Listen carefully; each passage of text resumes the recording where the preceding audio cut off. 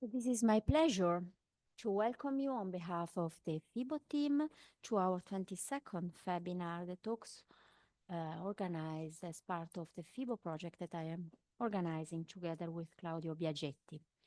Last week, thanks to the contributions of Bruno Elie and Richard Bouchon, we discussed internal and external borders in Thessaly.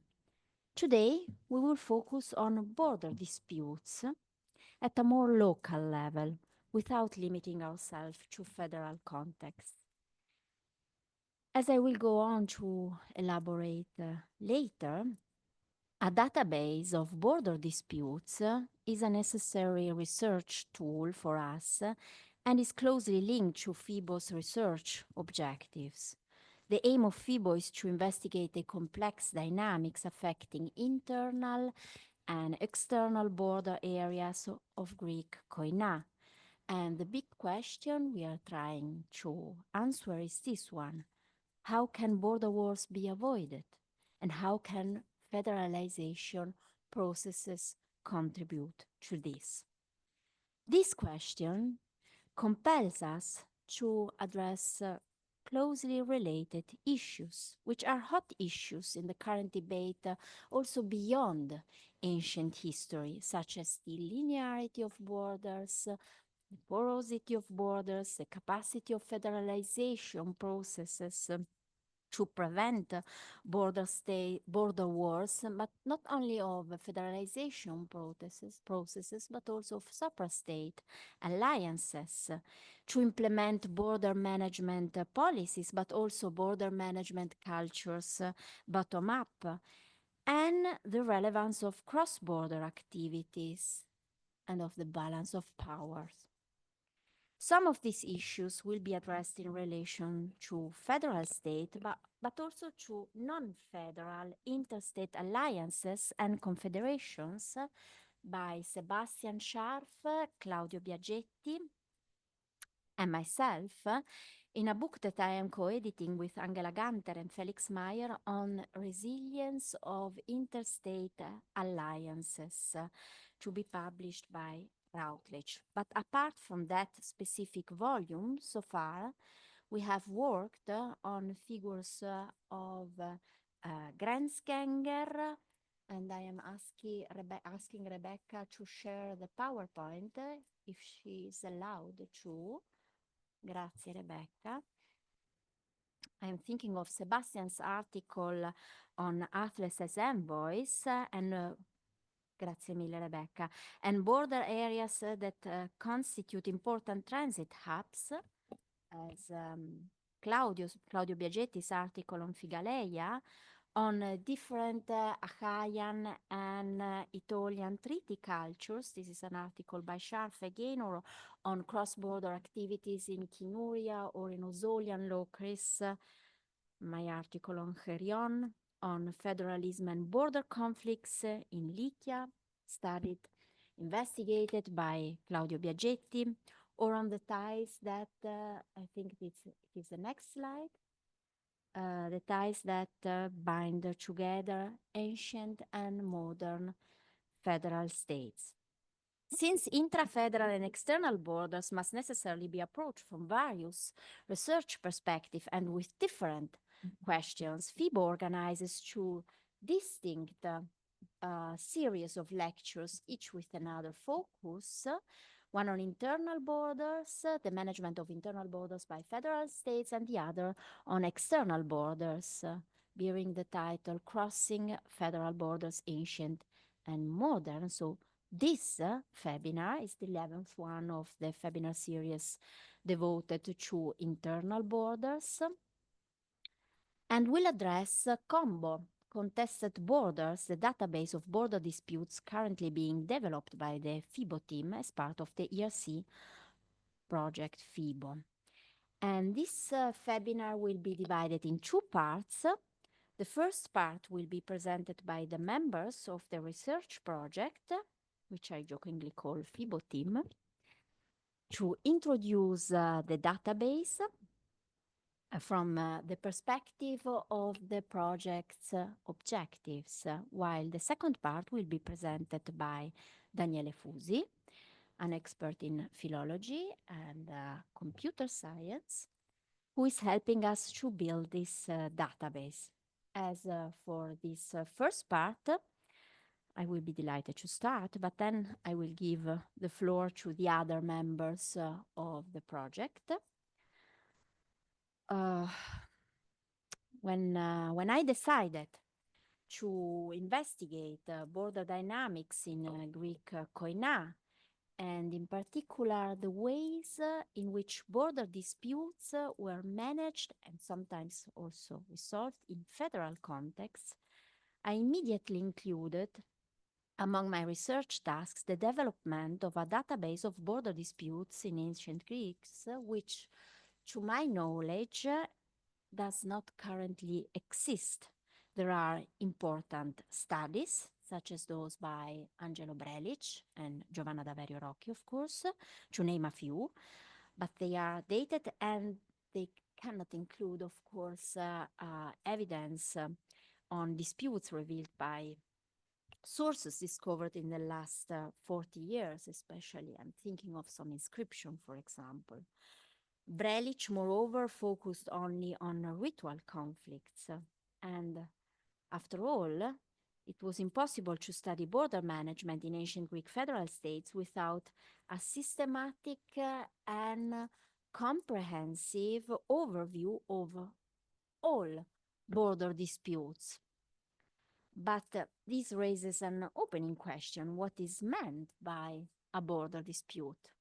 What type of border divides the parties in conflict? Is it linear or is it a borderland?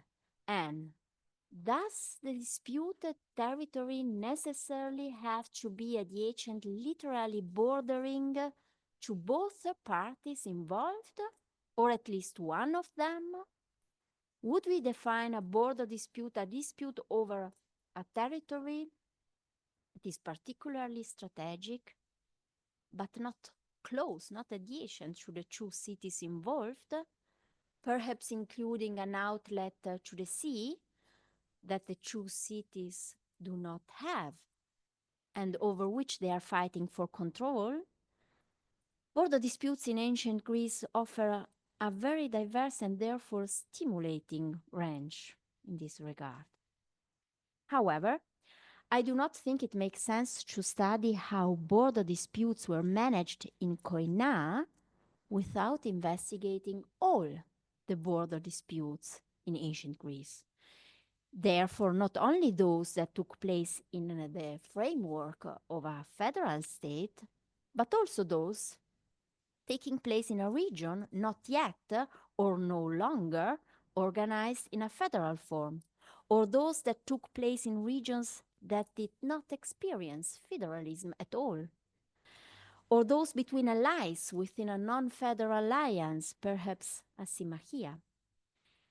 As these few words alone show, the dossier is difficult to define, but it is also clear that during this stage of research, it is advisable, I think, to keep it broad so as to be able to explore ancient Greek border management cultures from a variety of perspectives. Hence, the goal of creating this database, which will also become an open access tool that can be used by those, also by scholars with different research goals. And all of this will now be better explained and in more detail by my colleagues. Please, Marcello, floor is yours. Thank you, Elena. Since the aim of the research program is to include in the database all the cases of known border conflicts, as a first step in the construction of it, the FeBo team carried out a survey of such events, both those known from literary and historiographical sources and those attested by different types of epigraphic documents.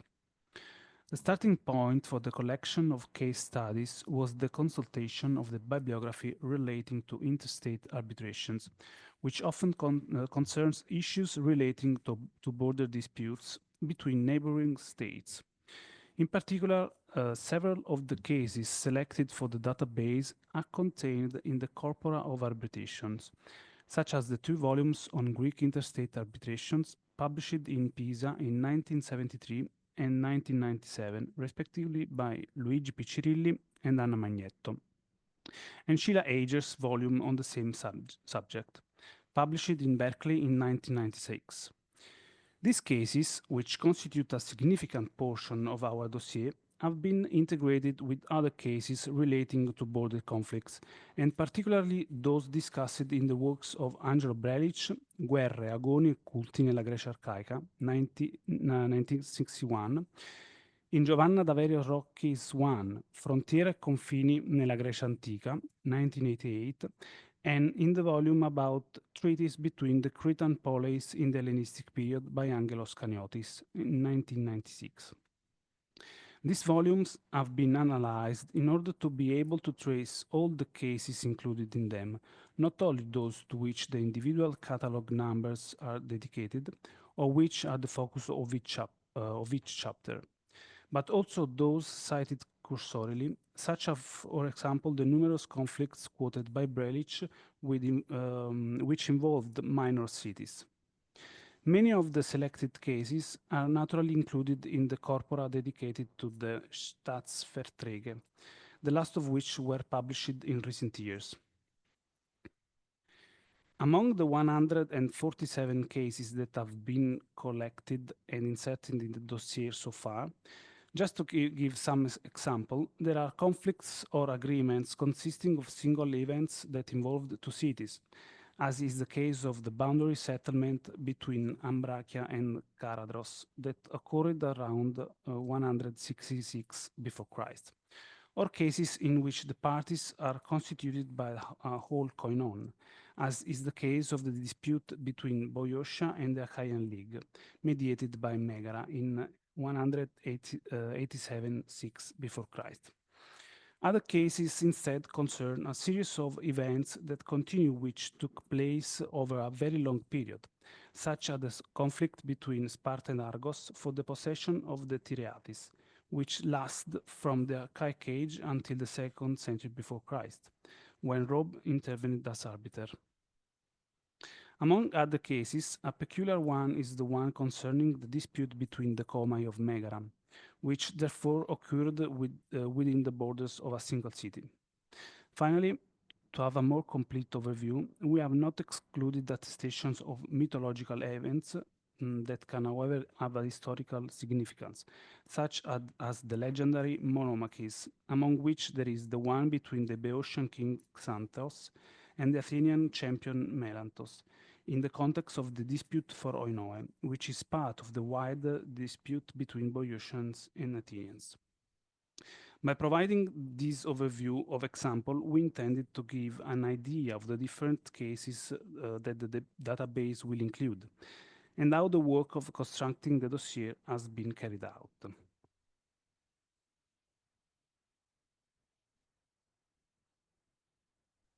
Rebecca, it's your turn.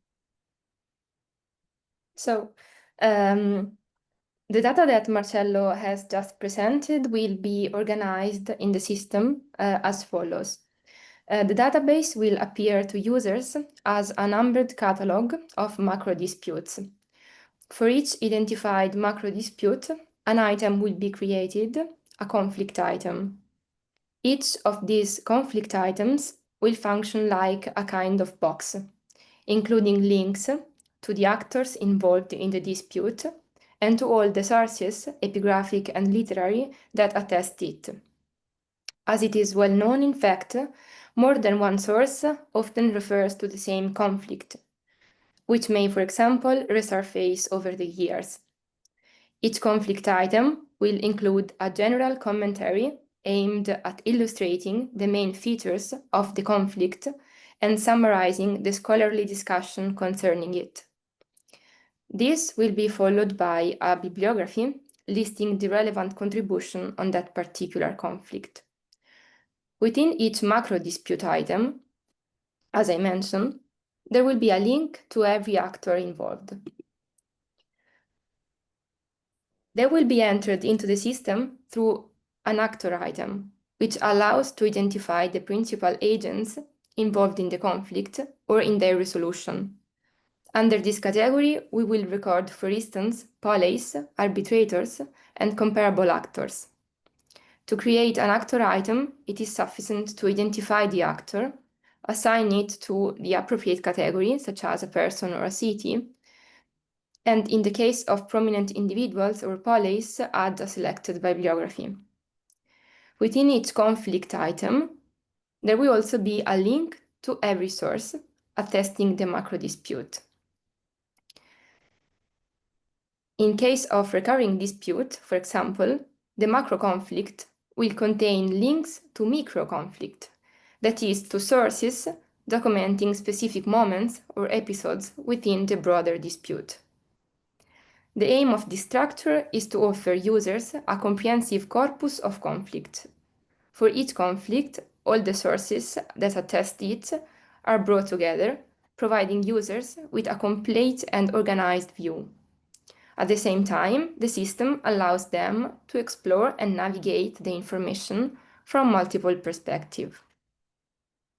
The sources themselves will be entered into the system through the creation of specific items, according to their type, inscription items and passage items. Both are designated to accommodate information specific to each kind of source. The structure of source items is a bit more articulated, and I will briefly present the structure of the inscription item, and Alicia will introduce the structure of passage items.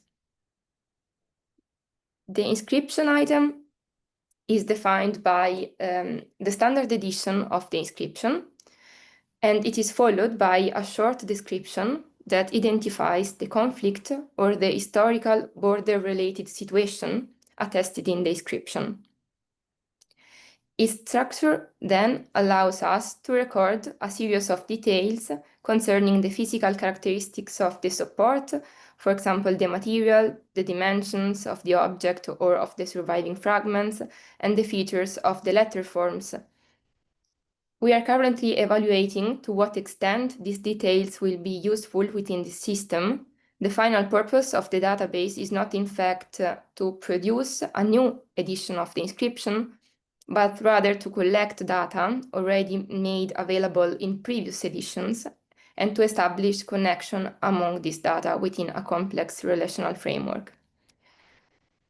Then information about the place where the inscription is or was located and about its chronological attribution will be included.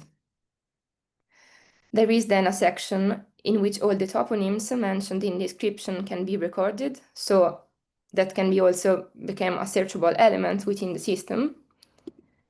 And the central part of the item is, of course, the text of the inscription. In cases where the text presents variants that are relevant for the interpretation of the historical conflict, it is possible to add an apparatus layer in which those significant variants are recorded.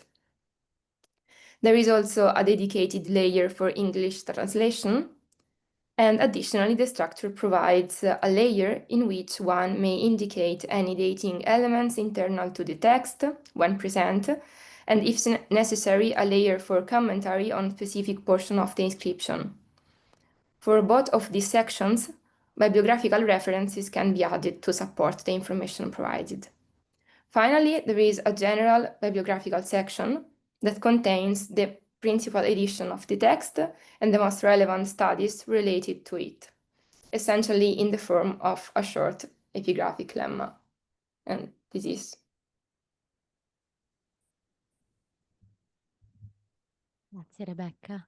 Alice.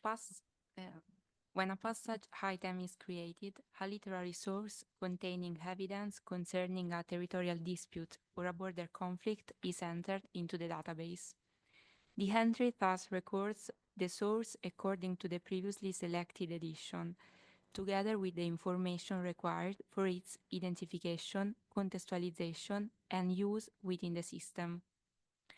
It should be noted that a single literary source may contain references to more than one macro conflict. The first part of the entry is the identification of the passage, including the author, the work, the book, and the passage number. This serves to define the source precisely and to locate it, so that it can be identified unambiguously and traced within the literary tradition. This section ensures the clear identification of the source and its proper placement within its original context. The next section contains keywords which summarize the main contents of the passage. In the case of a territorial dispute, the keywords include the cities involved and, if present, the arbiters, specifying whether they are individuals or communities. The central part of the entry is the text. The passage is reproduced along with an indication of the reference edition, which forms the philological basis of the record. When the text presents significant variants or readings that affect the historical interpretation, for example, an uncertain toponym or a reading that changes the meaning of the dispute, a brief critical apparatus may be added, limited to issues relevant to the reconstruction of the dispute or the border. An English translation of the passage is then included. Within the entry, one then records the internal chronological elements, that is, the clues that make it possible to place the described situation in time. This may include references to historical events, people, or institutions that allow for a more precise, even if relative, dating. When the text does not provide direct chronological indicators, one refers instead to chronology of the author or of the context in which the passage was written. Finally, the entry concludes with the bibliography and the critical reference editions.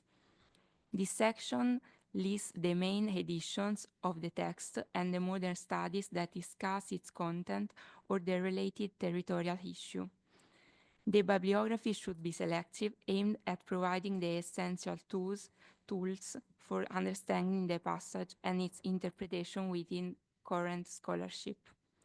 In this way, the literary entry consistently records the ancient source, defines its textual and chronological parameters, and integrates it into a network of data that allows for the systematic analysis of testimonies concerning borders and territorial relations in the Greek world.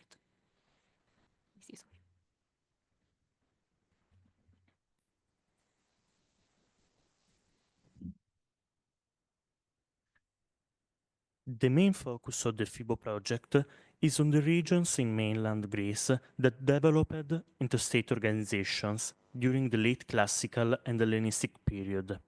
These koina were active and influential political actors in both domestic and international affairs, capable of exerting a tangible influence on all matters related to border management.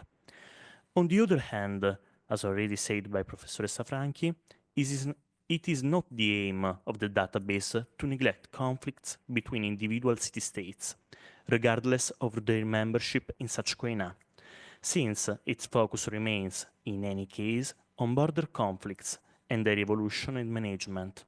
The chronological framework is only indicative. No significant disputes from earlier periods will be left behind. The following are the main areas included in the database. In the Peloponnese, Argolis, Laconia, Messenia, Arcadia, Achaia, and Elis. In central Greece, Attica, Eubea, Boeotia, Phocis, the two Leucris, Aetolia, and Acarnania. In northern Greece, Epirus, Thessaly, and in surrounding regions, and Macedonia. Cases from Crete will be taken into consideration, as well as cases from Asia Minor, Magna Graecia, and Sicily. For these regions, as already mentioned by my colleagues, the database will present border issues and conflicts and examining how they were resolved through the arbitration by third parties, peace treaties, imposition by a hegemon, or through the intervention of the koina when disputes were between member sides.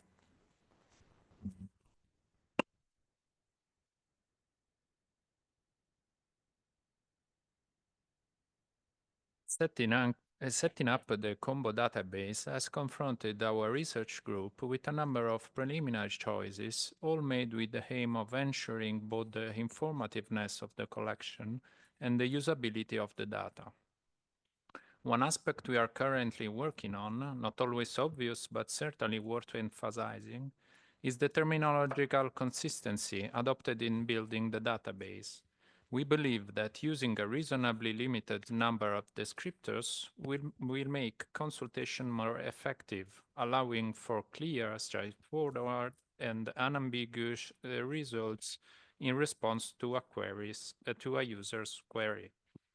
This approach is tied to the idea of creating a smoother internal structure for each entry, while maintaining a level of detail consistent with the specific nature of the database.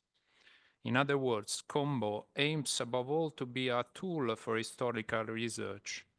It will reproduce and discuss philological or epigraphic details only when the manuscript tradition or the material evidence has a direct impact on the reconstruction of cross-border relationships between different Greek communities.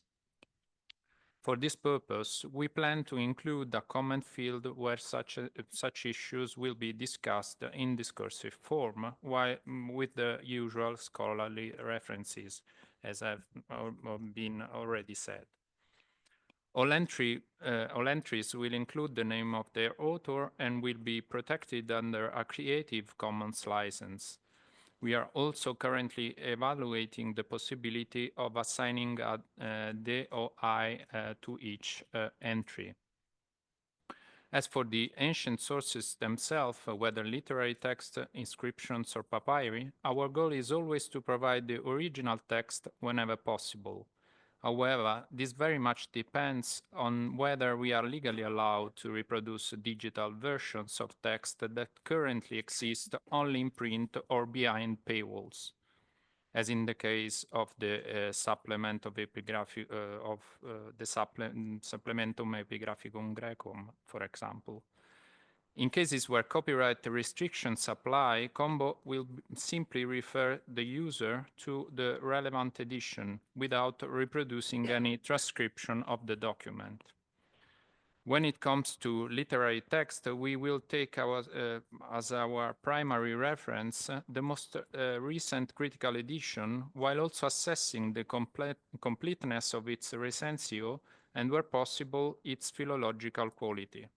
If a newer edition proves unsatisfactory, the research group will consider adopting an alternative one. For inscriptions, our main sources will be the standard epigraphic corpora, starting with the Inscriptiones Graecae and the inscriptions included in the Supplementum Epigraphicum Graecum, whether they are new edition or revised readings of known text. Material not included in these collections will be drawn from other publications appearing in the checklist of the Associazione Internationale d'Epigraphie Grecque et Latine. In developing this new tool, the FeBo group's primary goal is to achieve the widest possible diffusion and usability of Combo. To this end, our ambition is to become part of a network of digital repositories, which, especially in the field of Greek epigraphy, are too often isolated and disconnected from one another. Building such partnerships is something we hope to accomplish in the medium term, while, of course, taking into account the legal limitations that these collaborations may involve. For now, Combo will link to open access digital resources and, in some cases, to others that are not fully open, from which literary, epigraphic, and papyrological text can be drawn.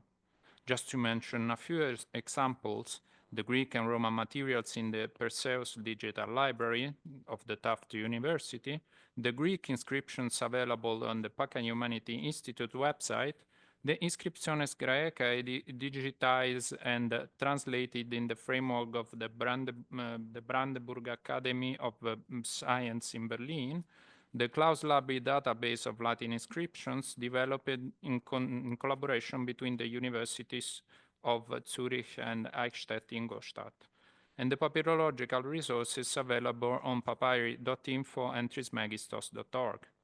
Alongside these, we plan to include links to thematic databases, such as those focusing on geographical data, for example, pleiades.org or the Topos Text project. Naturally, this list could go on indefinitely, but this is not the time to go into further detail for the moment. Thank you very much, Claudio Biagetti. Now it's time to give the floor to the scholar who is helping us to develop this database, Daniele Fusi, who studied at the University of Rome La Sapienza, specializing in history of the Greek language, supervised by professors Ricciardelli Apicella and Luigi Enrico Rossi. He then got his PhD in Greek and Latin philology at the Classics Department of the University of Genoa, supervised by Professor Montanari. Daniele has been working for decades as a full-stack professional software developer and IT consultant for his one-person business company and as an adjunct professor for digital humanities, both at Foscari, Venice, and La Sapienza, University of Rome since 2007, I think, yes. His research interests focus on digital humanities, and he has been working mainly in systems for linguistics, metrics, lexicography, epigraphy, documental archives, and full-stack solutions for digital publishers in both commercial and academic fields. Just to mention a few: Zanichelli, Löscher, Digento, Microsoft, universities and organizations like, for example, Accademia della Crusca. So he will give this webinar on this topic, Crossing Knowledge Domain Borders on the Abstraction Vessel, FeBo Models in Cadmus. Floor is yours. Thank you, Daniele.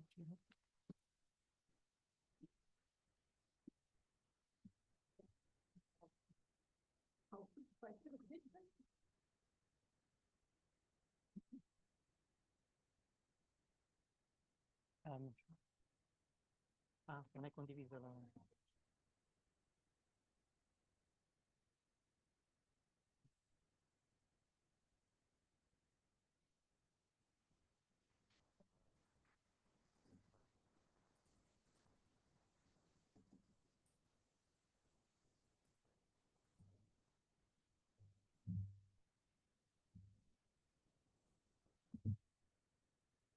Okay, so the FeBo model and the project poses challenges with its digital representation as it deals with very heterogeneous data.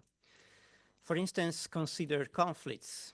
These are an abstraction and are reflected in historical events. In turn, conflicts have multiple actors, like persons, organizations, and the like, and we infer data about them from documents, mostly inscriptions and literary texts. So we have very different types at play, including material and immaterial data, and textual, metatextual, or non-textual data. Also, this list of entities might be expanded later. For instance, one could think about adding material witnesses about conflicts like monuments or other artifacts.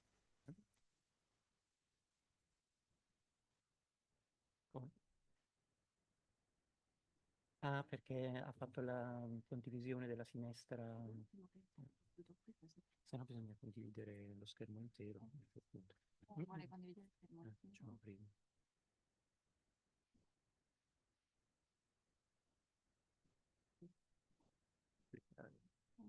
PowerPoint, no, continua a condividere. Clicca.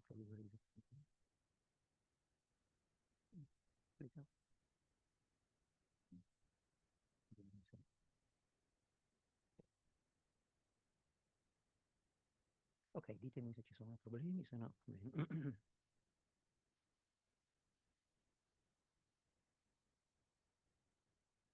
So in a digital edition, which is a dynamic publication, we must always be able to extend our model without having to touch existing data. These entities, of course, are not just empty things with a label. They are complex data structures which must include all the details about each of them. And not only do we need to extend data structure on the analytics side, but also on the synthetic one, defining a network of relationships among these entities. Some of these relationships are intrinsic to entities. An actor, of course, implies a conflict. Some others instead happen to be more accidental, and it would be hard to find a place for them without polluting the purity of each entity model. And finally, integration requires us to link data to external resources and export our data in many ways and formats, embracing the FAIR principles. For instance, a graph of relationships might be exported into RDF, which is the technology used in semantic web. Text might be exported into various forms of TI, and data could be exported into other databases or published on the web as applications and services. This is why in digital humanities, a core task is modeling, that is, giving our data a well-organized structure which reflects our view and fits our purposes. That's a purely epistemological problem about the definition of our object. That's not an IT-specific problem. In IT, we just need to be higher, to get a higher and systematic formalization. Of course, models are approximations, so we'll never be able to nor interested in say everything about everything. In a model, we just select those features relevant to our vision and intent. So consider the famous Plato span about defining the horseness of a horse, that is, the idea of horse above all the individual instances of it. If you want a model for the idea of a duck, we could just select features like beak, wings, and legs. And if this is all we need to define our idea of a duck, that's fine, even if the same features belong to very different animals like chickens or penguins or even some insects. So whatever our animal, we need to represent its inner articulation and details. And we define all its relevant properties, which in turn can have others, thus building a deeper structure. So for instance, consider a drawing in a manuscript. We could say a lot about its identity, content, relation with text, collector note, iconographies, watermarks, and the like. And in turn, each of these aspects will branch into other properties. For instance, for collector notes, we might want to represent types, authors, techniques, dates, and each of these properties, like assertions or dates, branches into deeper and deeper structures. Also, deep structures can also have deep links. We might draw shapes on top of an image to link to a specific region of the image to some data, or to any meaningful part of its model. For instance, we don't just link characters like Virgil or artists to their data. We can also deep link the image or some portion of it to a specific passage of a text, or to a specific set of scenes, or to a specialized taxonomy about iconography. For instance, a specific hands gesture. And in turn, all these details can be linked to other aspects of the manuscript. So highly structured and interlinked models can quickly become very complex, and the more complex, the more difficult it is to create them. Now, what are the usual tools to create digital resources? Solutions range from low-structure office applications, like word processors, spreadsheets, or small databases, to ad hoc software created for a specific project, which is, of course, powerful, but much less affordable. Also, many very good tools cover specific areas of the model we have sketched above, like graphs, for instance, not goats, or text, like, of course, TI. Anyway, with highly heterogeneous content, a fragmented environment might lack integration, both on the conceptual and technical side. And additionally, the learning curve to use some of these technologies can pose issues, especially for teamwork. Anyway, first, whatever technology we choose, we must consider the implications of its underlying model. So let's make an example with a familiar technology like XML TI for text. XML, as you know, is based on a tree-like structure. So in a dictionary like this tree starts with a root element and then branches into lemma, pronunciation, variants, which in turn branch up to text leaves. And that's our lexical structure. Now, problems may arise when you have multiple structures driven by totally different criteria, and you want to fit them into the same tree. Each would require its own branching, but we have only one tree for all. In most cases, TI lets us entangle all annotations in the same tree by carefully nesting them. Anyway, in some scenarios, especially when metadata outgrows the text, this can be a problem. So for instance, consider this inscription and imagine we use two simple markup schemes to annotate the que orthography rather than quae on one hand and the EV ligature on the other. Should we want both markup types, the text leaf corresponding to the E of que would hang from both the first and the second branches, which is not possible. Two regions of text would overlap, and that's not allowed in XML. It's like trying to highlight the same text with two different colors. Now, again, TI can face these issues, but at the cost of mixing in the same tree different knowledge domains, like here orthography and paleography. And in this example, we just had two words. Imagine what we could say about a few more of them in an inscription. Deep data structures for overlapping portions of text about very different knowledge domains like prosopography, paleography, linguistics, history. And then what about non-textual data like archaeological context of sites, history, material descriptions, and the like? Also, on the other side, complexity can grow because of processes which increase our information, like in post-tagging, where we lemmatize each word, or in metrical analysis, where we annotate even each single phoneme. So to escape the single tree constraint in such cases, we often end up multiplying documents just to get multiple trees. And that's the so-called standoff notation in TI. For instance, one document contains the text where each word is wrapped in a numbered element, and other documents add annotations to the ranges defined by such numbers. This works, but it's no longer fit to manual encoding. So the more data we want, the more complex our tree, until it's no longer practical or possible to stuff everything into it. And also complexity doesn't end here because many projects like FeBo deal with non-textual content, often even immaterial. And so here, not only do we often lack common technologies like TI, but the more complex our data, the more its model is fragmented. So for all non-textual data, we typically create our own models and database from scratch, and often even the software for entering data into it. And that's, of course, far from being economical and limits integration. Anyway, complexity pays because we focus on modeling right to provide truly digital products, whose publication is no longer freezing data in a static form, but rather making it accessible in a highly interactive research tool. You can contrast this with what happened with Web 1. There we just had a bunch of static web pages. You wrote them and you published them. And this was data for human readers, not for machine consumption. And at that time, a search engine was a sort of giant book index where you searched for documents using keywords.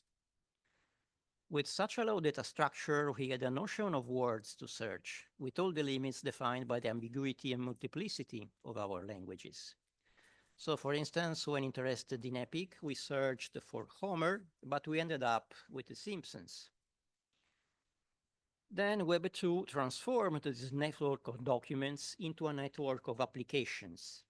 Think of sites like Amazon, Gmail, Google Maps. These are true software applications which handle data from some underlying sources and let you interact with it. So here, software uses data sources to dynamically generate pages which contain user interfaces presenting data. So the content, that is our data, is clearly separated from its virtually unlimited presentations.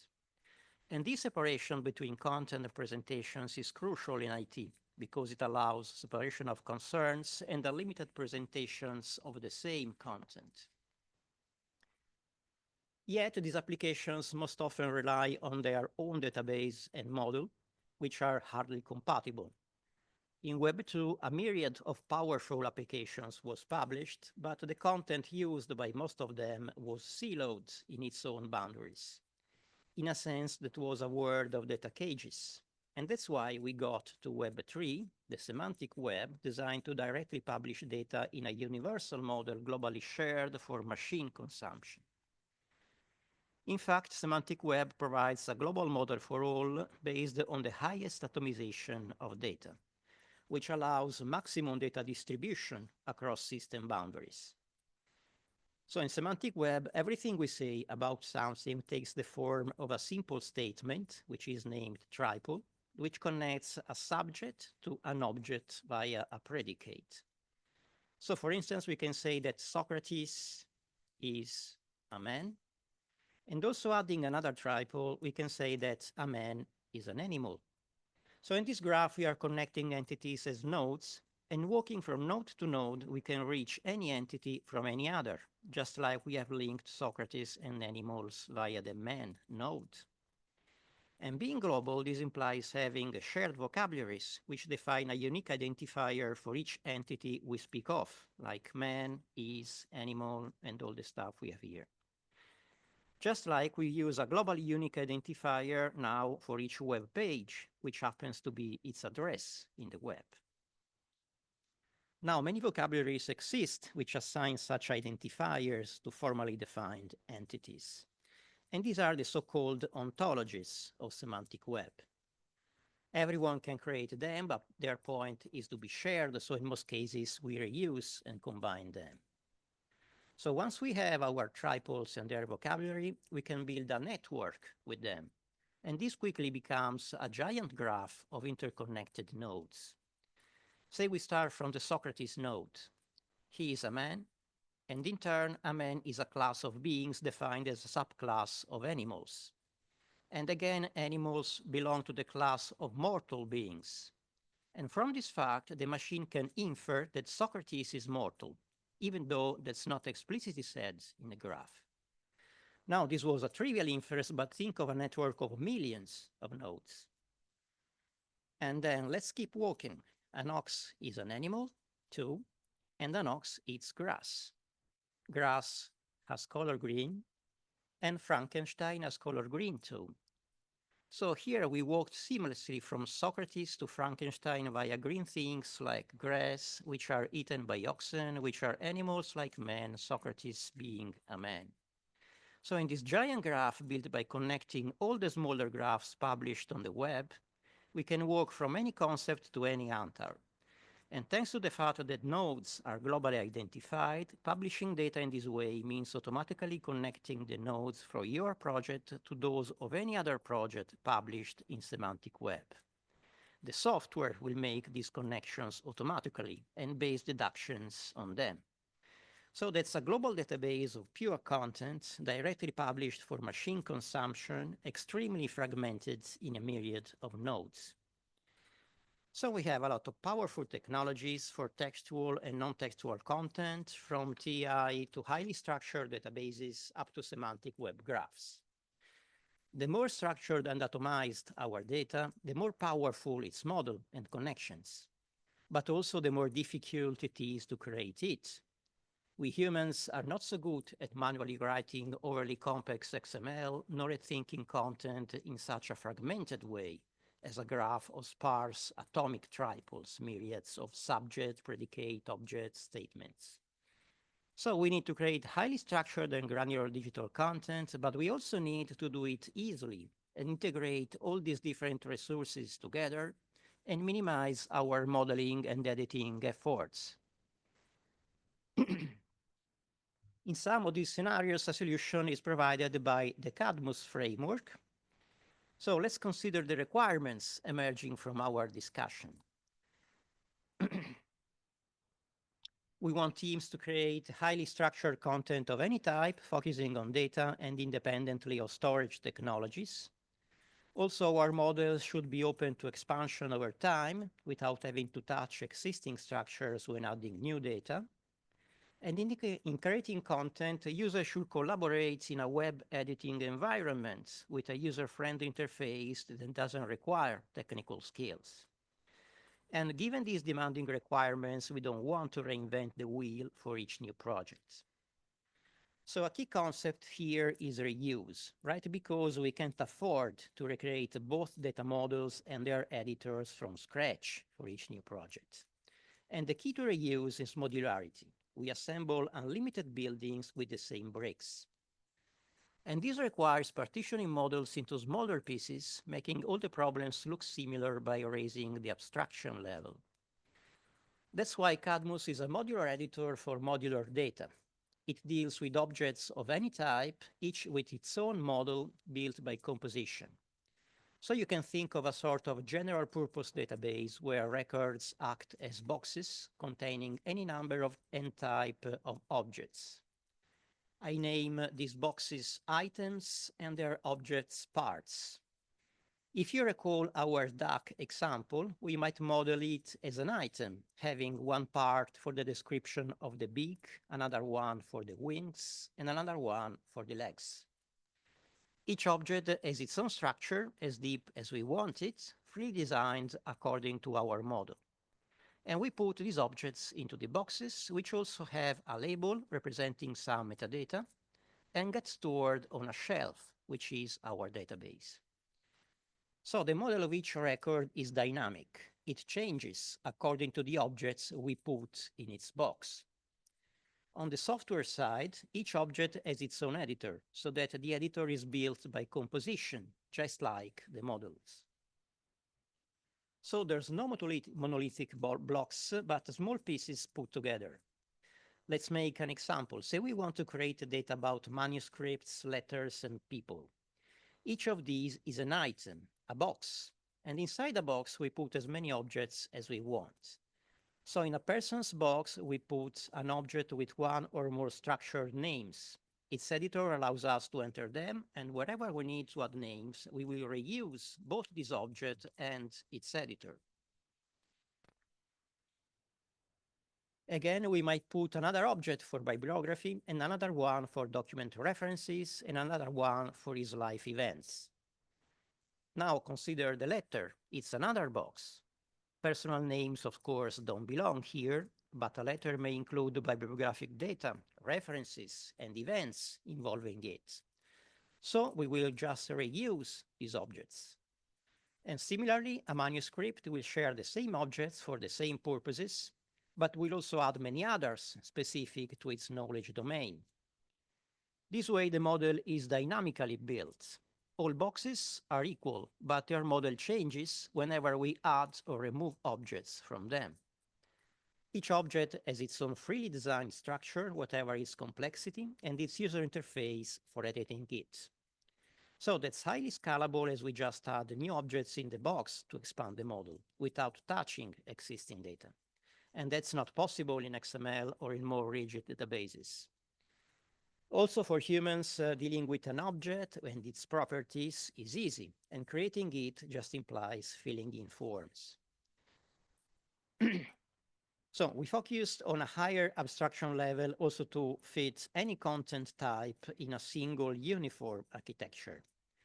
And how do we deal with annotated text inside this?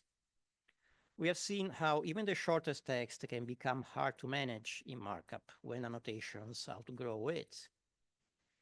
In Cadmus, everything is a composite object, and that's true also for text. So there's no markup and no overlap limits.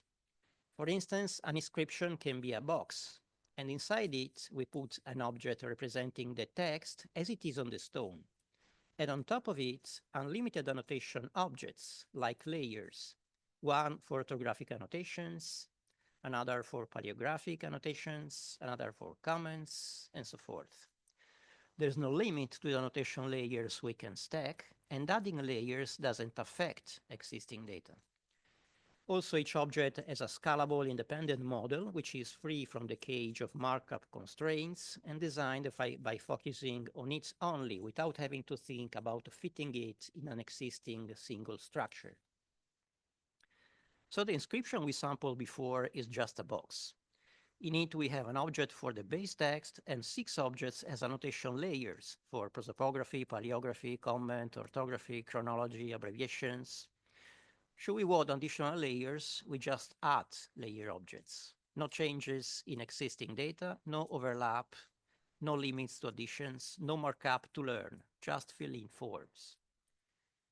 So models are not constrained by specific technologies and users don't need to be trained. In our example, they just enter the inscription's text and then add annotation layers. For instance, in an apparatus layer, users just select the portion of text to annotate, click to open its user interface, and then enter apparatus entries in the interface. Every layer has its model and its user interface, like in this screenshot, which shows the critical apparatus user interface. Here you can also see its underlying model. Don't worry about the details, just compare the textual presentation of a traditional apparatus on the left with its object representation on the right. Again, the layer is just another object with its own model and editor. Annotation happens by adding objects, not by inserting tags in a text. So we can design and add as many layers objects as we want. For instance, let's consider another layer. We have seen the peculiar Bixit orthography. The orthography layer allows us not only to specify the standard form for it, but also to add details about its relationship with the written form and the linguistic phenomena behind it. So Bixit for Vixit is the result of hypercorrection due to parentization. The formulas here created by the user interface or directly typed represent the editing operations required to convert the attested form into the standard ones. And the same happens for poena from pena, driven by monoptongization. And this model shines when things get complex, of course. So for instance, the relationship between accerso and arcesso here has 3 operations. Move R after A because of the mobility of liquids, replace double C with the gemination, and replace S with double S, a gemination which preserves the prosodic profile of the word. So this not only allows us to show both the historical and the normalized text. Once we have detailed all orthographies in this way, it's easy to perform queries on linguistic phenomena from the whole corpus or collect their statistics for further analysis. So here we deal with text and annotations on a higher abstraction level, treating both as distinct objects. And this abstraction allows us to use a similar approach for images too. For instance, in a TI-based project, Cadmus has been used to annotate images with specialized models. These were designed for entities of a diagram about the genealogy of Christ, drawn on a long scroll. And yet, the architecture is the same. Each sheet is a box, including an object for image annotation. And just like in layered text, you select a portion of the text and open a custom user interface to edit the annotation. Here you draw on top of an image and open a custom user interface to annotate it. So here you can see a sample of the visual annotations part user interface in action. We draw a shape on top of an image, which might come from a IIIF service or any other store, and then edit the metadata of the model we designed for that specific annotation type. As I mentioned, this Cadmus project was integrated into a TI-based workflow. And that's an essential point. This layered object-based approach to text annotation doesn't mean we won't have TI. Rather, TI will just be one of the several outputs we can automatically generate from our database by exporting data. So imagine an inscriptions text with 3 layers for comment, paleographic annotations, and orthographic annotations. Each of them selects different portions of text which can freely overlap because we have multiple planes. When exporting, we just collapse all the planes into a single sequence of text portions tailored to the planes of annotations we selected for export. Every segment is linked to any number and type of annotations, each from its own layer. So once we have generated our annotated segments, we only have to materialize them into markup according to the output we want to build, and this gets us TI. Here you can see the TI code generated by exporting the objects of a critical edition. Users there just filled in forms without any knowledge of XML, and yet they got also a full TI document for free. And this doesn't end here. In fact, just like we can build a TI, we can build a semantic web graph from the same content. Users can thus generate TI without knowing XML, as well as a semantic graph without knowing RDF, which is the technology behind semantic web. So remember triples. We don't need to think of our data as a myriad of triples. We represent objects and then let Cadmus create triples for us. To this end, Cadmus uses a set of projection rules which can generate graph nodes and their links from any object in the database. This way, whenever you change these objects in the editor, the graph is automatically synchronized to reflect changes. And also you can directly edit graph nodes if you want to add more, and your manual additions will be preserved. For instance, say you are entering biographic data about Petrarch. An events object can be used for this purpose inside the Petrarch's box. In it, we can add an event for his birth, picking its type from a list. And then we add a date and a place. And also we can add related people like father and mother. So until now, we have just filled in a form in the editor. As we save it, projection rules are used to build a graph. So the event becomes a node interconnected to another one representing its type. And that's a triple, just like Socrates is a man. Here, the event is a birth. This event brings into existence Petrarch at a certain time and place. And finally, related to these events are a father and a mother. So from the same database, we can export completely different outputs like TI and RDF. And yet, all what users do is filling in a form. You can easily see the difference between the two ways of creating such RDF data. In Cadmus, you enter data in a user interface where you just fill in a form with a birth event, picking people involved from a list. Here on the left, you see the generated RDF representation of this event. If we look at it, there are a dozen triples for this simple event, each with its subject, predicate, and object, drawing node identifiers from the chosen ontology, which here is SciDoc CRM.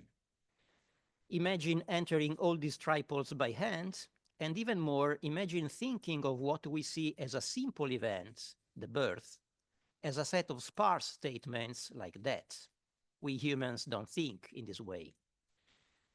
Here instead, once we fill in our user interface, we get structured higher level data which can be used as the source for both RDF and TI or any other output. And the same model also allows us to define fine-grained relationships among objects by linking them in this graph. And that's especially useful in this modular architecture where each model is independent and reusable. Consider entities like a helmet and a person.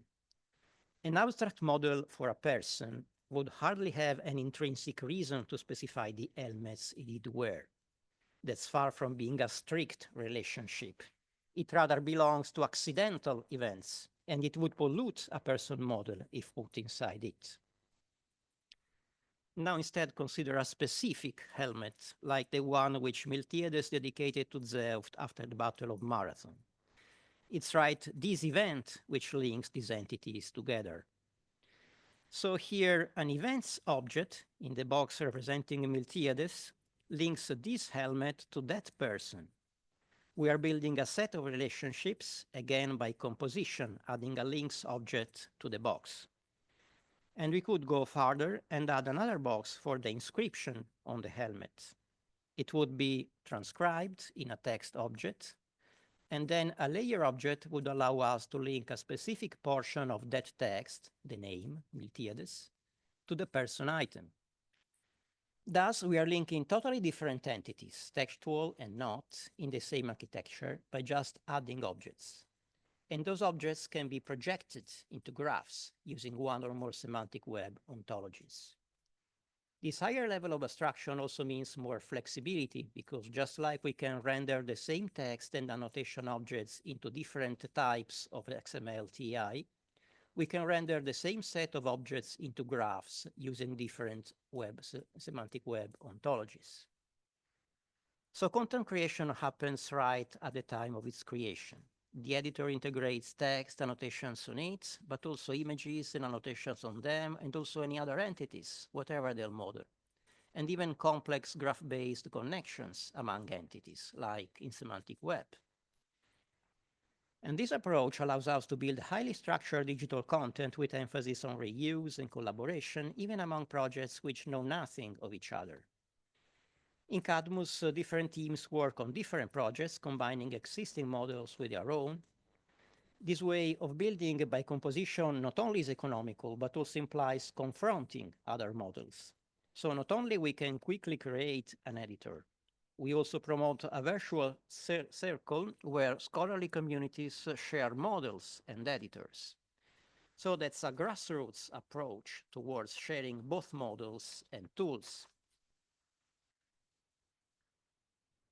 Many real-world projects are using Cadmus for completely different data, whether they include text or not. Here you can see some of them with a few of their boxes, and you can see that they range from material things like manuscripts, inscriptions, graffiti, prints, drawings, to text with multiple layers of annotations, literary works, people, or totally material things like conflicts, narrative topics, or dictionary entries. There's no limits. Everything is modeled in a uniform architecture and stored in a centralized database and created on the web by just filling in user-friendly forms. So every project here brings its own contribution to a shared catalog of models and editors, which can benefit everyone else. So as intended, focus is on reuse. And reuse first happens within a single project where many different items share most objects. Here, for instance, you see the FeBo project with inscriptions, literary texts, conflicts, and their actors. If you look at the colored lines, each of those entities is composed of all the parts linked to it using its color. So you can see how most of the parts are reused in different entities, even inside a single project. Then reuse extends to many other projects. Here we have a couple of them, which for their inscription object reuse most of the models and editors. So in this architecture, everything is a composite object, whether it represents text, annotations on it, or any other non-textual data. Projects are built by assembling and reusing most objects, possibly adding new ones where required.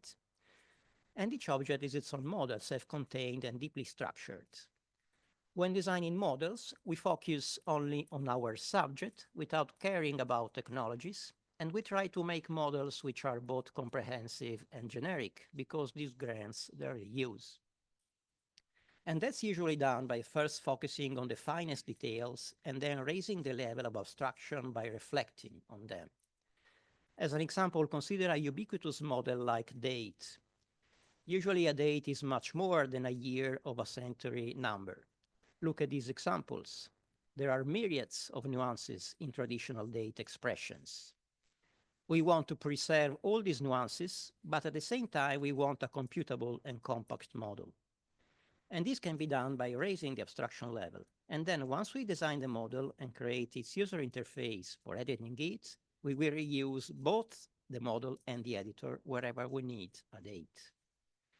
So we must look again at all our messy textual expression of date and start asking ourselves what each group of them has in common.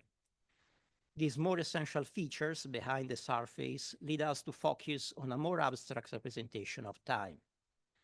In fact, consider an abstract timeline. It conventionally represents time as a line.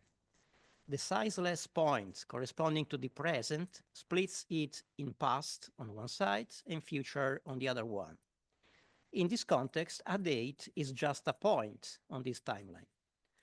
Now, setting a single point with various metadata, we can cover all those expressions. Whatever the details, they all represent a single point. If we add another point, we define an interval, which covers yet other expressions. One of the points might also be indeterminate, somewhere before the other one as a terminus ante, or after it as a terminus post. So our model core is just that. 0 points when unknown, 1 point, or 2 points on a timeline. That's an abstraction derived from the analysis of our text expressions, and is far more economical and computable. For example, consider a real-world date like this one. That's complex as it refers to a Roman copy of an older inscription. Our model for it has 2 points, and each point can have any of the properties listed here. So the first point has value minus 367, negative means before Christ, spanning to 366, and it's dubious.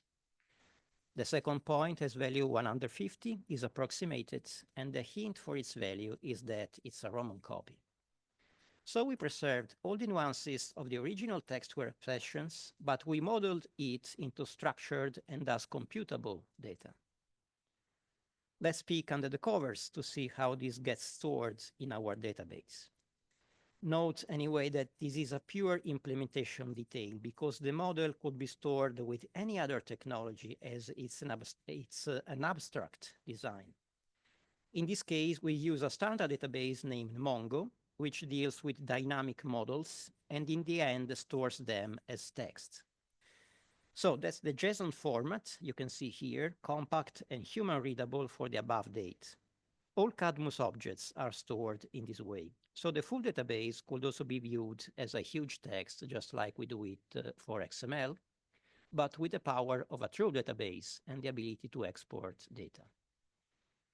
So that's the power of modeling, giving a well-designed structure to our data, making it computable and efficient.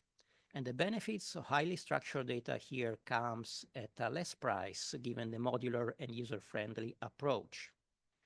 We can even extend these benefits to legacy digital material by recovering it into Cadmus. Like we have data export, we also have data import. Both share data migration system, and in this case, the system is named Proteus. And I have no time, of course, to talk about it here, but suffice to say, it can recover data from low-structured resources like word processor documents. So that's not just a format conversion, like when you have a JPEG and you convert it into another digital format. It's a true semantic remodeling of data, making it converge into Cadmus models, whether it's plain text, Word documents, spreadsheets, whatever you want. So Cadmus places itself at a crossroads across multiple projects, but also as a sort of content management hub, providing a fully composable editor inside a flow, which can include export like TI or RDF, but also import from legacy resources. We thus get a content creation framework where all data, whether textual, metatextual, or non-textual, converge and integrate into a uniform architecture using highly structured and composable models in a simple user interface designed to embrace change over time. In the end, its output is just a database which can be directly consumed or used as the source for multiple exports like TI or semantic web. Once you've got your data, you can even dispose of the Cadmus tool altogether, just like it never existed, even if, of course, you rather want to continue editing and adding data.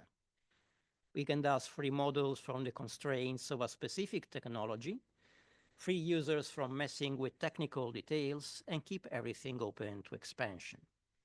So by embarking the vessel of the abstraction, we can easily cross knowledge domains and technology boundaries, fitting each project in an easy, collaborative, and dynamic environment designed for reuse.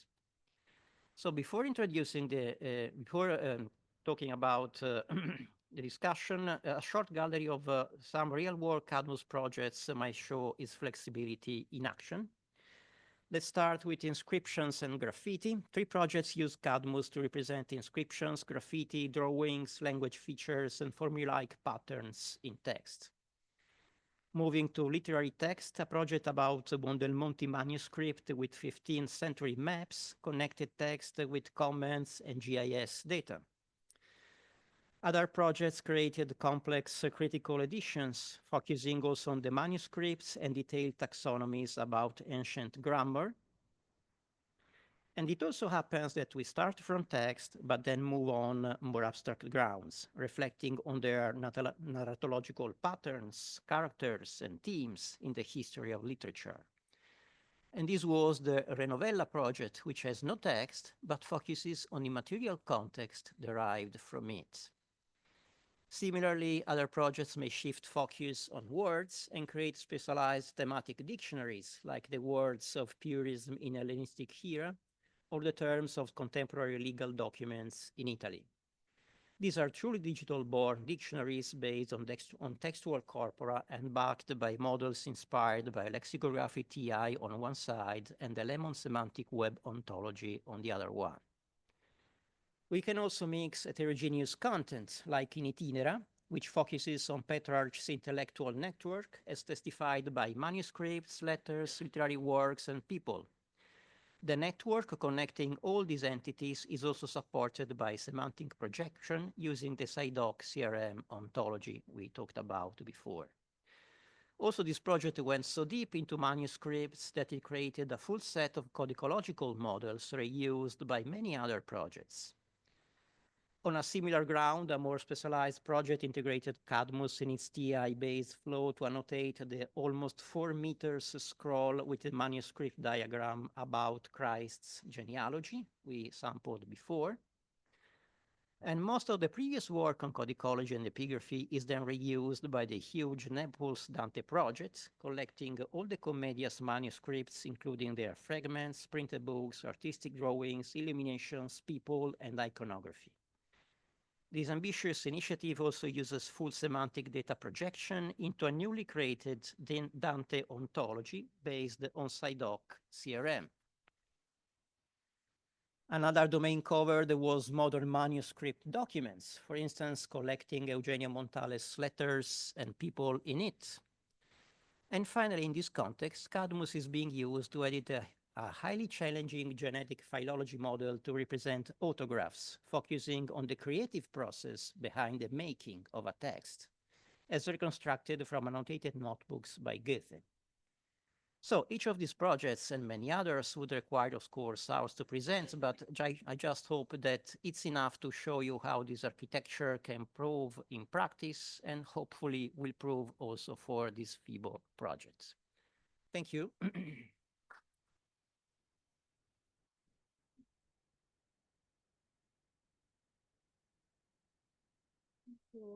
Thank you very much, Daniele, for this rich webinar. So the floor is open for questions, remarks, even suggestions.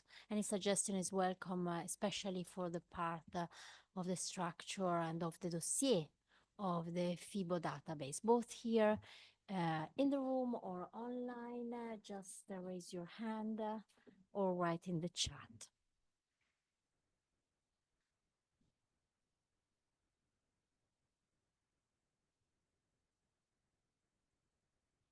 Anna, please, Professor Anna Novokhatko, our colleague in Greek literature and specialist in digital humanities. No, nothing of that was really very interesting. And out of curiosity, actually, I have many questions, but I will ask only one about images.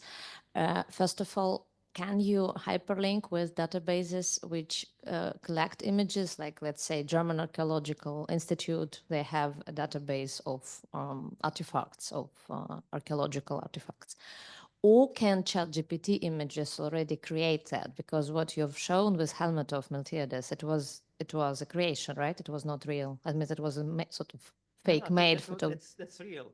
I just drawn on top the Miltiades inscription, but that's just the photograph of the helmet. The photograph of real. Yeah. So, I mean, first question, how you proceed with copyrights, and second, whether you use like creative images or like made up images, etc. Okay.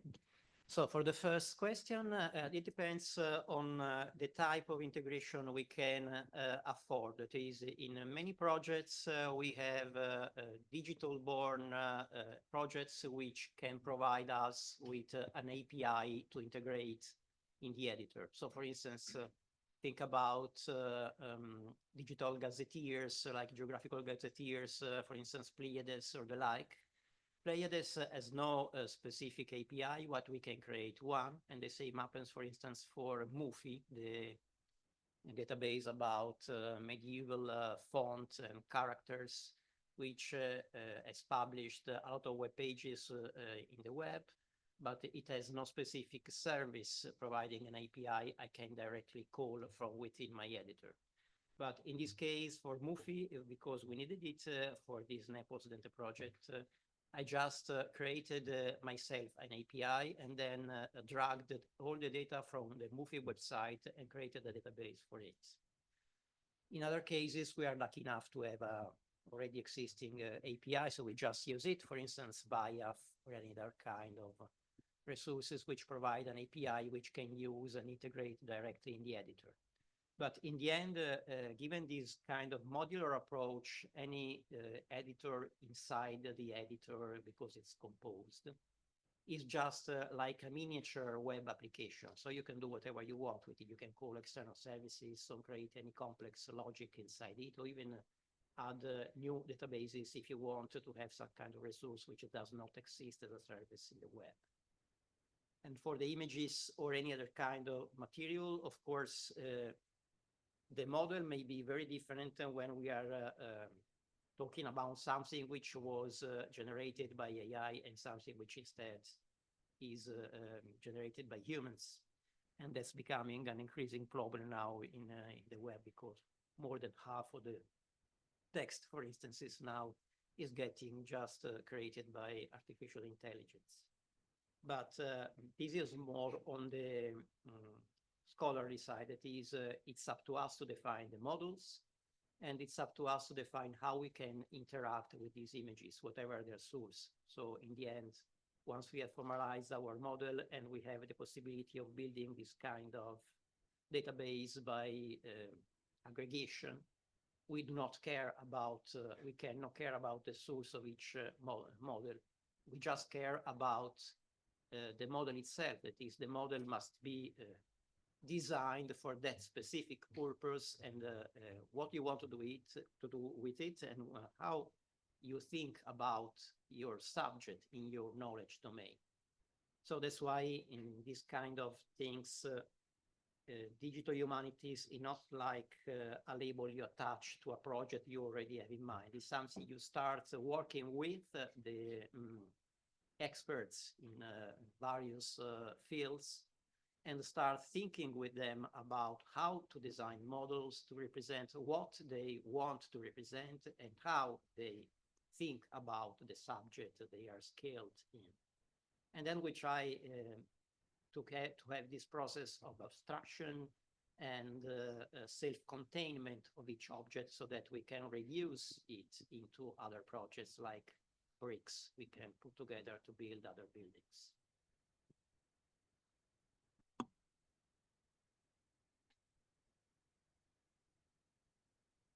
Questions? FeBo database. So I have a very basic question.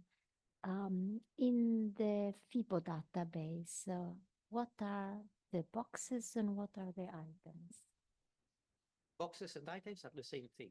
Okay. Boxes are items and include objects, which are parts. And each object is something you can model as you want. So you can put different types of objects in the same box.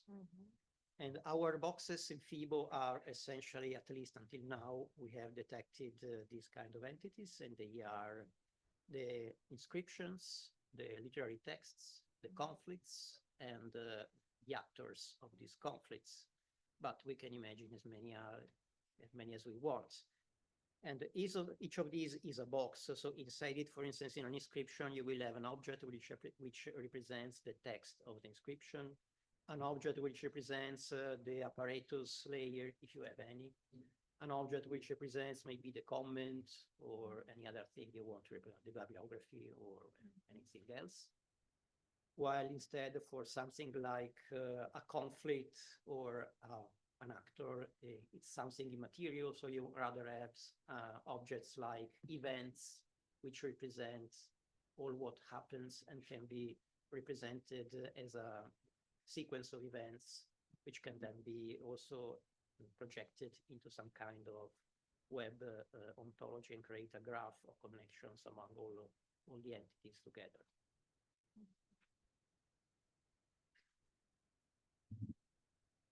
Thank you very much. Any other questions?